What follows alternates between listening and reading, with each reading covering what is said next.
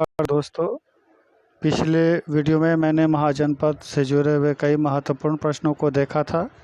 इस वीडियो में भी उससे जुड़े हुए शेष भागों को देखेंगे और उनका हल ढूंढेंगे। तो चलते हैं अगले प्रश्न की ओर।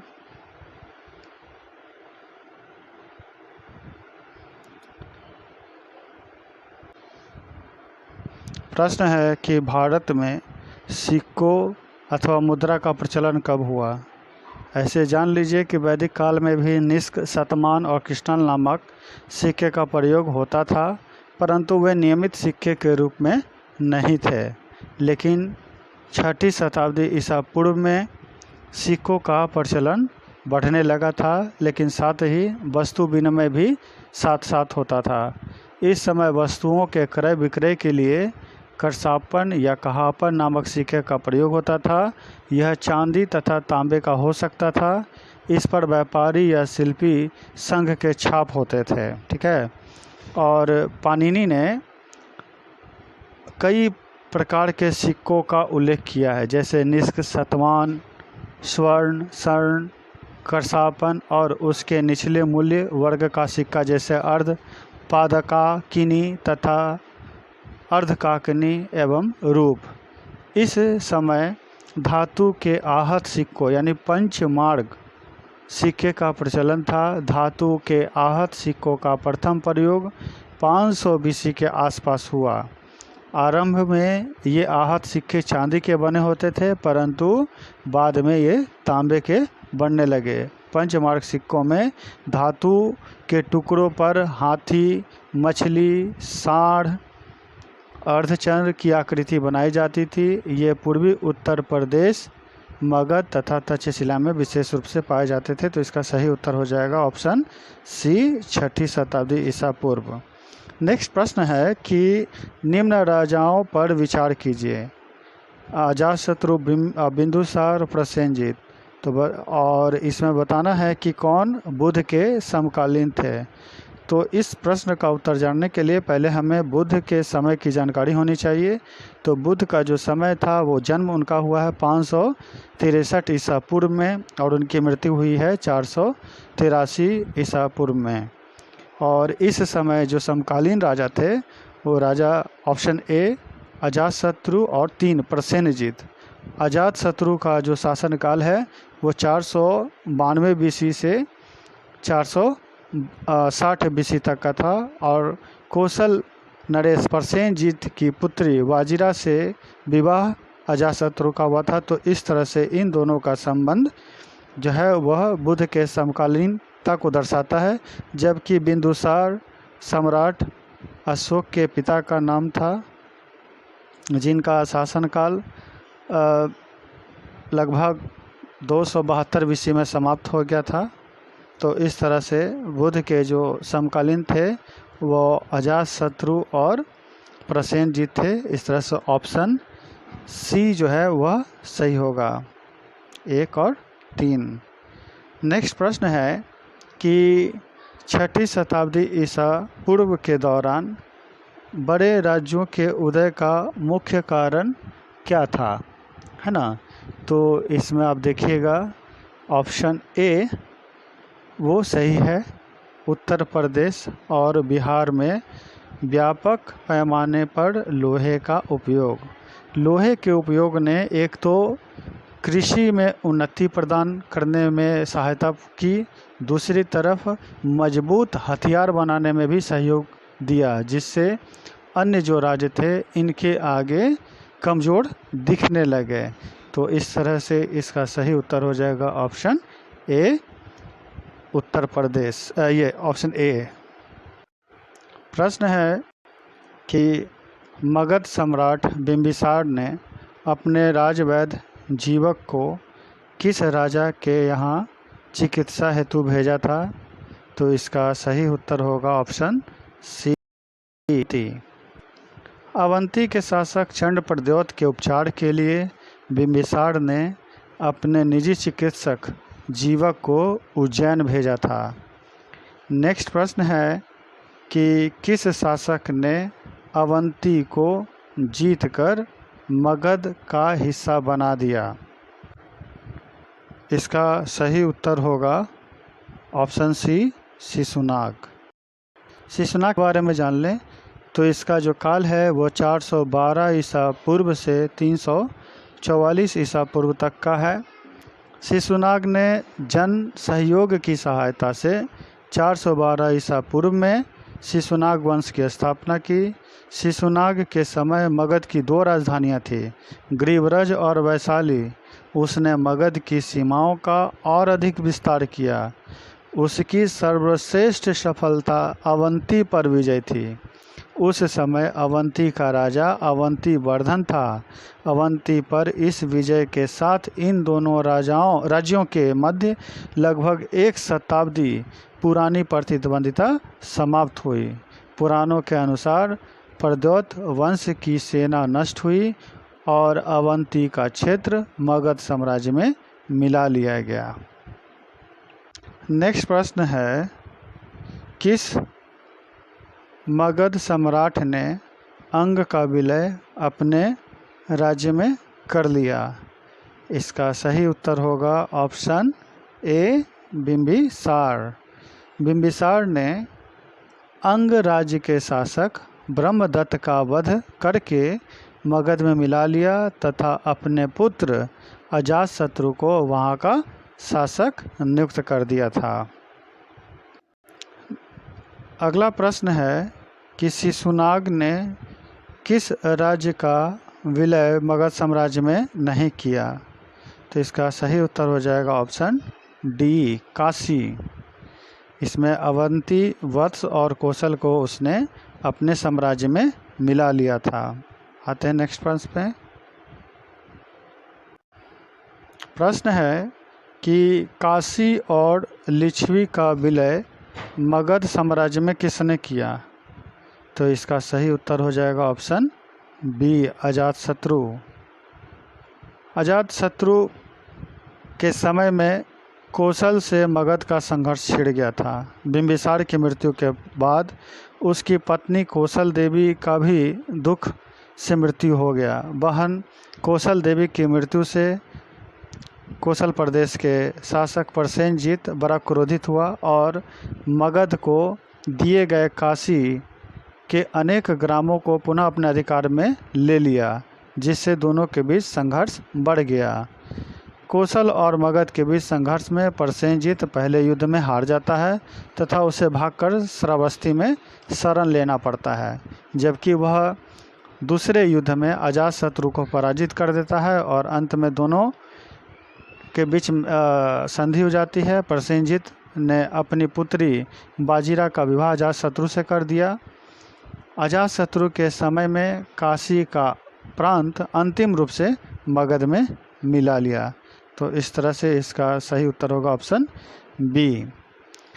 अगला प्रश्न है कि मगध साम्राज्य के बारे में कौन सा सही नहीं है? तो इसमें देखेंगे, ऑप्शन ए को देखें, पुराणों एवं महाकाव्यों के अनुसार इसकी स्थापना वृद्धरथ ने की, यह सही है। ऑप्शन बी, महापद्मनंद ने इसे सर्वाधिक विस्तार प्रदान किया था। सर्वक्षत्रांतक यानी क्षत्रियों का अंत करने वाला एवं इकराट की उपाधि धारण की, यह भी सही है। ग्रीवरज, राजगृह, पाटलिपुत्र एवं वैशाली क्रमशः इसकी 4 राजधानियां बनी, यह भी सही है। तो इस तरह से ऑप्शन डी इसका सही उत्तर हो जाएगा। चलते हैं अगले प्रश्न पे। अगला प्रश्न है कि सिकंदर के आक्रमण के समय उत्तर भारत पर निम्नलिखित राजवंशों में किस एक का शासन था? तो पिछले भाग में ही मैंने इसका विवरण दे दिया था कि उस समय नंद वंश का शासन था और उस समय शासक घनानंद थे, जिसे अग्रमीज के भी नाम से जाना जाता था। अगला प्रश्न है, निम्नलिखित में कौन सा एक ईसा पूर्व 6ठी शताब्दी में प्रारंभ में भारत का सर्वाधिक शक्तिशाली नगर राज्य था? तो इसका सही उत्तर हो जाएगा ऑप्शन डी, मगध। नेक्स्ट प्रश्न पर अब चलते हैं। अगला प्रश्न है कि निम्नलिखित में से कौन कौन से भारत पर ईरानी आक्रमण के प्रभाव के रूप में देखा जाता है या माना जाता है? तो चलिए मिलान करते हैं। पहला है खरोष्ठी लिपि का प्रचार, यह सही है। अभिलेख उत्कीर्ण करने की कला का प्रचार, यह भी सही है। ईरानियों की छत्र प्रणाली का प्रचार, यह भी सही है। घंटा आकार के गुंबज की कला का प्रचार, यह भी सही है। और अंत में स्त्री अंगरक्षकों की नियुक्ति, तो यह भी सही है। तो इस तरह से ऑप्शन डी 1, 2, 3, 4, 5 ये सभी सही होंगे। नेक्स्ट प्रश्न, अगला प्रश्न यह है कि निम्नलिखित में कौन सा एक सिकंदर के आक्रमण का प्रभाव नहीं था? तो बारी बारी से हर ऑप्शन को देखेंगे। इस आक्रमण ने भारत और यूनान के बीच प्रत्यक्ष संपर्क स्थापित कराया, यह सही है। इस आक्रमण ने पश्चिमोत्तर भारत में यूनानियों की स्थापना का मार्ग प्रशस्त किया, यह भी सही है। सिकंदर अनेक उपनिवेशों की स्थापना के लिए उत्तरदायी था, यह भी सही है। उसने भारत को यूनान की रियासत बनाया, यह उत्तर गलत है। तो इस तरह से ऑप्शन डी इसका सही जवाब होगा। अगला प्रश्न है कि निम्नलिखित में से किस राज्य में गणतंत्रात्मक शासन व्यवस्था नहीं थी? तो इसमें कपिलवस्तु के शाक्य, कुशीनगर के मल्ल और वैशाली के लिच्छवी, इन तीनों प्रदेशों में गणतंत्रात्मक व्यवस्था थी, जबकि मगध में राजतंत्रात्मक थी। तो इस तरह से ऑप्शन डी इसका सही उत्तर होगा। तो नेक्स्ट प्रश्न पर चलते हैं। अब अगला प्रश्न है, निम्नलिखित में से किसे सेनिया नियमित और अस्थाई सेना का कहा जाता है वाला? तो इसका सही उत्तर होगा ऑप्शन ए बिंबिसार। अगला प्रश्न है कि निम्नलिखित में से किसे उग्रसेन यानी कि भयानक सेना का स्वामी कहा जाता था? तो इसका सही उत्तर होगा महापद्मनंद, ऑप्शन ए। महाबोधि वंश में महापद्मनंद को उग्रसेन कहा गया है। नेक्स्ट प्रश्न है कि डेरियस यानी दाराह बाहु प्रथम ने 516 बीसी में सिंधु के तटवर्ती भूभाग को जीतकर उसे ईरान का 20वां क्षत्रपी प्रांत बनाया। उससे कितना राजस्व प्राप्त होता था? तो इसका ऑप्शन ए होगा 360 टैलेंट। अब नेक्स्ट प्रश्न पर चलते हैं। अगला प्रश्न है कि निम्नलिखित में से कौन सिकंदर के साथ भारत आने वाला इतिहासकार नहीं था? तो इसका सही उत्तर होगा ऑप्शन डी हेरोडोटस। इसमें नियार्कस, एनासिक्रिटस और एरिस्टोबुलस तीनों इतिहासकार सिकंदर के साथ भारत आए थे, जबकि हेरोडोटस का जो समय है वह 494 बीसी का 5वीं शताब्दी ईसा पूर्व के हैं। और सिकंदर का आक्रमण भारत पर लगभग 323 बीसी के आसपास हुआ था। 326 और 323 देख सकते हैं इसमें। तो हेरोडोटस के बारे में जान ले। हेरोडोटस लगभग 494 बीसी में फारसी साम्राज्य में पैदा हुआ था। उसकी पुस्तक द हिस्ट्रीज के लिए उन्हें इतिहास का पिता कहा जाता है, जो 5वीं शताब्दी ईसा पूर्व में ग्रीस और फारस के बीच घटनाओं और युद्धों का दस्तावेज था। और यही पुस्तक आगे इतिहास को लिखने के लिए एक आधार बना। ठीक है, तो अगले प्रश्न पर आते हैं कि महाजनपद काल में श्रेणियों के संचालक को कहा जाता था। तो इसका सही उत्तर हो जाएगा ऑप्शन ए श्रेष्ठीन। नेक्स्ट प्रश्न है कि गृहपति का अर्थ है। इसका सही उत्तर हो जाएगा ऑप्शन ए धनी किसान। गृहपति या गहपति वैदिक युग में याजक यानी कि यज्ञ करने वाला तथा पशुचारक थे, किंतु 6ठी शताब्दी ईसा पूर्व में पहली बार विशाल पितृसत्तात्मक परिवार के मुखिया बन गए और उन्हें धन के कारण काफ़ी सम्मान मिला, वो काफ़ी धनी हो गए थे। इस तरह इसका सही उत्तर धनी किसान होगा। नेक्स्ट प्रश्न पर चलते हैं। अगला प्रश्न है, उस समय जो अधिकारी हुआ करते थे 6ठी शताब्दी ईसा पूर्व में, उनका क्या कार्य था? तो इसमें ऑप्शन ए जो होगा वह सही होगा। यह क्रमिक रूप से सभी सजाए गए हैं। अष्टकुलक एक परामर्शदायी संस्था थी। महामात्र उच्च कोटि के अधिकारी थे। बलि साधक किसानों से कर वसूलने वाला अधिकारी था। शौल्किक या शुल्काध्यक्ष शिल्पियों व व्यापारियों से शुल्क या चुंगी वसूलने वाला अधिकारी था। तो इस तरह से इसका सही उत्तर हो जाएगा ऑप्शन ए। अब नेक्स्ट प्रश्न, अगला प्रश्न है, मगध के किस प्रारंभिक शासक ने राज्यारोहण के लिए अपने पिता की हत्या की एवं इसी कारणवश अपने पुत्र द्वारा मारा गया? तो इसका सही उत्तर होगा ऑप्शन बी, अजातशत्रु। अजातशत्रु को अपने पिता की हत्या के कारण ही उन्हें कुणिक कहा जाता था। बाद में इसकी भी हत्या उसी के पुत्र उदयन ने कर दी थी। अगला प्रश्न है कि विश्व का पहला गणतंत्र वैशाली में किसके द्वारा स्थापित किया गया? तो इसका सही उत्तर हो जाएगा ऑप्शन डी, लिच्छवियों के द्वारा। ठीक है, अब नेक्स्ट प्रश्न पर आते हैं।